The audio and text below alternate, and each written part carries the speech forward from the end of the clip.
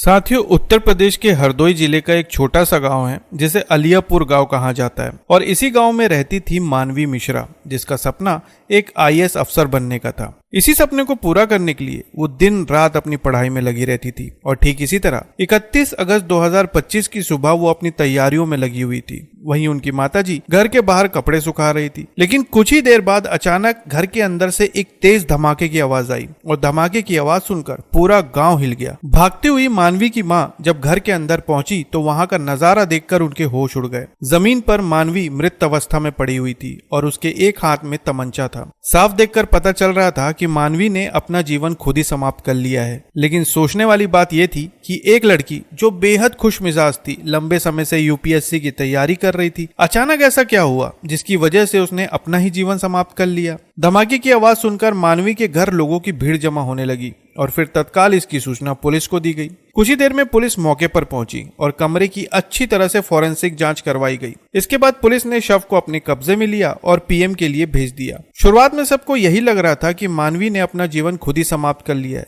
लेकिन इसी दौरान पुलिस को एक ऐसी बात पता चली जिसकी वजह से इस मामले की जांच की दिशा ही बदल गई। जांच के दौरान पता चला कि तमंचा मानवी के दाहिने हाथ पर था, लेकिन गोली बाई कनपट्टी पर लगी थी और यहीं से पुलिस को शक हुआ कि ये मामला कुछ और ही है, क्योंकि मानवी राइट हैंडेड थी। इस घटना के बाद पुलिस ने परिवार वालों से पूछताछ की, तब जाकर पता चला कि मानवी के पिता संतोष मिश्रा लखनऊ में सिक्योरिटी गार्ड का काम करते हैं। इसके अलावा मानवी का एक छोटा भाई प्राइवेट नौकरी करता है जो गाजियाबाद में रहता है। वहीं दूसरा भाई चेन्नई में रहता है और मानवी घर पर अपने एक दिव्यांग भाई वीरू और अपनी मां के साथ रहती थी। लेकिन इस जानकारी के बाद पुलिस को एक ऐसी जानकारी मिली जो बेहद ज्यादा चौंकाने वाली थी। मानवी ने 2025 के जनवरी महीने में अभिनव नाम के एक लड़के के साथ आर्य समाज में शादी कर ली थी। असल में दोनों एक साथ पढ़ाई करते थे और इसी दौरान दोनों एक दूसरे के बेहद नजदीक आ गए, जिसके बाद दोनों ने शादी करने का फैसला कर लिया। लेकिन इस शादी से मानवी के परिवार वाले बेहद ज्यादा नाराज थे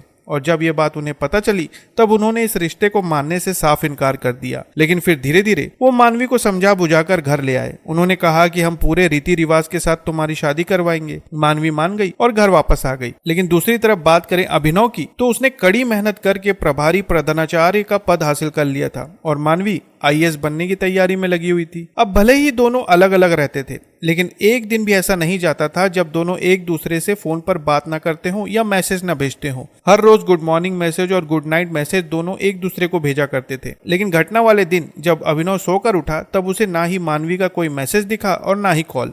उसने मानवी को कई बार फोन लगाने की कोशिश की, लेकिन मानवी का फोन ही नहीं लगा और यहीं से उसे अंदेशा हो गया कि मानवी के साथ जरूर कुछ गलत हुआ है। मीडिया खबरों के अनुसार अभिनव का यह कहना था कि जब मानवी अपने घर चली गई तब इस शादी को लेकर आए दिन उसके भाई वीरू और उसकी मां मानवी के साथ लड़ाई झगड़ा करते थे। यहाँ तक कि कई बार उन्होंने अभिनव का अपमान भी किया।